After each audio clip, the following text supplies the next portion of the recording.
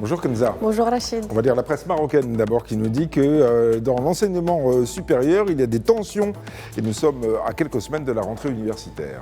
Tout à fait, à quelques semaines de la rentrée universitaire, le bras de fer se poursuit entre les étudiants en médecine dentaire de Casablanca et les autorités. Le Matin nous explique que près de 4 mois après leur importante marche du 2 avril, ils estiment que leurs principales revendications sont restées lettre morte. Dans cette faculté qui accueille près de 900 étudiants, ils menaçaient désormais de boycotter leur stage hospitalier si aucune avancée concrète n'est annoncée avant la rentrée. Au cœur de leur colère, des terrains de stage jugés insuffisants face à l'augmentation des effectifs. Les étudiants rappellent qu'un nouveau centre de médecine dentaire avait été annoncé pour accompagner cette croissance, mais le projet est toujours bloqué. Ils dénoncent également la non-ouverture d'un service multidisciplinaire et d'urgence pourtant achevé depuis plusieurs mois, ainsi qu'un manque chronique de matériel au CHU Ibn Roch, des difficultés qui, selon eux, compromettent leur formation clinique. Les étudiants assurent vouloir privilégier le dialogue, mais faute de réponse d'ici la rentrée, ils préviennent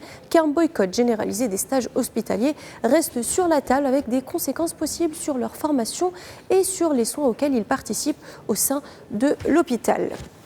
Et ce climat de crispation dépasse le seul cadre des étudiants à l'approche de la rentrée. Ce sont désormais les fonctionnaires de l'enseignement supérieur et des cités universitaires qui montent au créneau, nous explique le 360. Ils dénoncent un dialogue social au point mort et estiment que plusieurs engagements pris ces derniers mois n'ont toujours pas été concrétisés. Ils réclament notamment l'adoption d'un nouveau statut pour les fonctionnaires du secteur, la régularisation de la situation des agents titulaires d'un doctorat, le versement d'une indemnité mensuelle de 1000 dirhams ainsi que le renforcement des effectifs pour accompagner la hausse du nombre d'étudiants.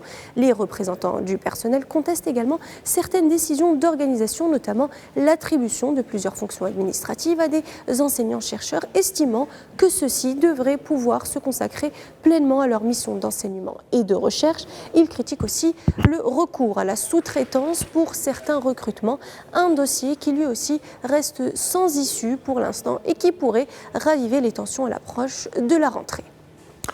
La presse nous parle aussi des incendies qui sont en train de ravager le sud de l'Europe et nous dit qu'il y a une nouvelle vague de chaleur qui est annoncée et ça pourrait encore compliquer la situation. Oui, malheureusement, les incendies qui ravagent le sud de l'Europe prennent une ampleur historique, rapporte le courrier international. De la France à l'Espagne en passant par l'Italie, les flammes ont déjà contraint plus de 300 000 personnes à quitter leur domicile. En France, où le feu menace désormais les abords de Bordeaux, plus de 220 000 habitants ont été évacués dans le sud-ouest. Selon plusieurs médias européens, dont le quotidien allemand Die Zeit, il s'agit du plus important déplacement de population en France depuis la Seconde Guerre mondiale. Une situation qui mobilise des moyens exceptionnels. 2500 sapeurs-pompiers, 1500 militaires et 1200 policiers et gendarmes sont déployés avec le renfort de plusieurs pays européens. Mais la bataille est loin d'être terminée. Les autorités françaises redoutent un nouvel épisode de forte chaleur dans les prochains jours avec des températures pouvant atteindre les 40 degrés. Le but est de maîtriser les incendies avant que les conditions météorologiques n'alimentent de nouveaux départs de feu. Dans ce sens, The Guardian nous informe que l'agence météorologique espagnole AEMET alerte sur cette nouvelle vague de chaleur attendue dès mercredi et qui pourrait durer au moins jusqu'à dimanche.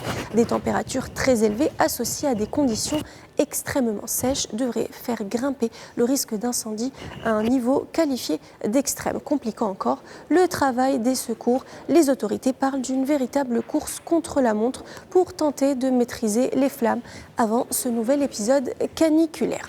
L'Union européenne a d'ailleurs annoncé le renforcement de son dispositif avec davantage d'avions bombardiers, d'eau et d'hélicoptères mobilisés pour soutenir les opérations en France.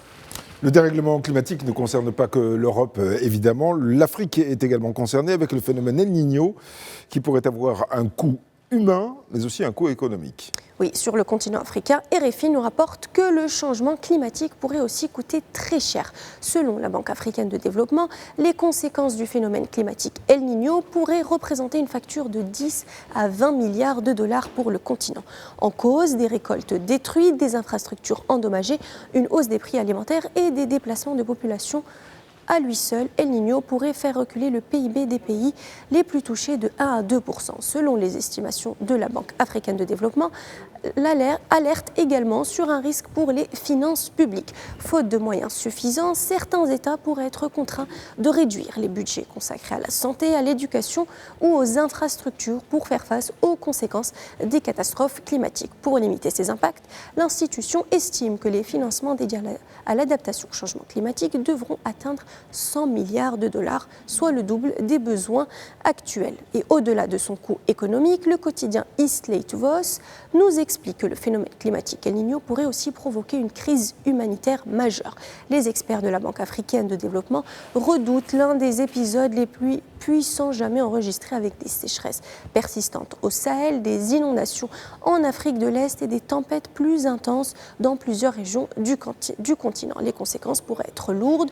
Le prix du maïs, aliment de base dans de nombreux pays africains, pourrait doubler, tandis que les revenus des agriculteurs sont déjà en forte baisse.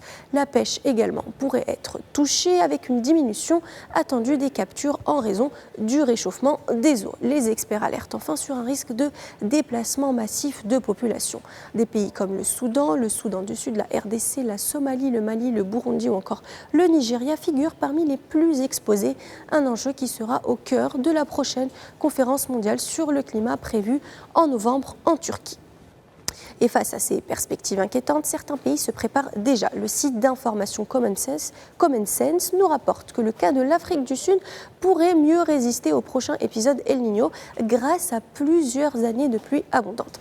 Les réserves d'eau des barrages sont aujourd'hui plus élevées et les sols ont conservé davantage d'humidité, un atout pour les prochaines cultures. Autre élément rassurant, le pays dispose de stocks records de céréales. La récolte de maïs de la saison 2025 et 2026 était estimée à 17,3 millions de tonnes, la plus importante jamais enregistrée.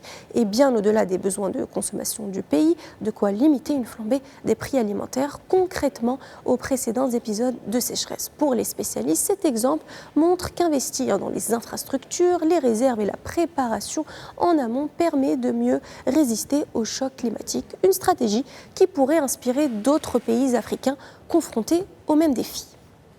Nous sommes aujourd'hui le mardi 28 juillet. En quoi un 28 juillet est-il marquant ?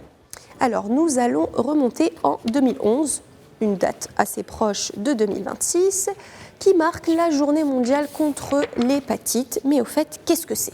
L'hépatite, c'est une maladie qui provoque une inflammation du foie, un organe essentiel qui filtre les toxines et participe au bon fonctionnement de notre organisme. Lorsqu'il est attaqué par un virus, le foie fonctionne moins bien et peut s'abîmer progressivement.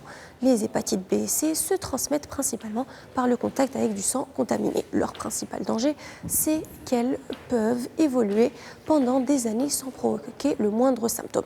Lorsqu'ils apparaissent, on peut ressentir une fatigue intense, des nausées, des douleurs au ventre, une perte d'appétit ou encore une jaunisse. Lorsque la peau et le blanc des yeux prennent une couleur jaune, sans prise en charge, la maladie peut évoluer et par la suite provoquer un cancer du foie. Mais aujourd'hui, les traitements existent et la vaccination est le moyen le plus efficace contre l'hépatite B.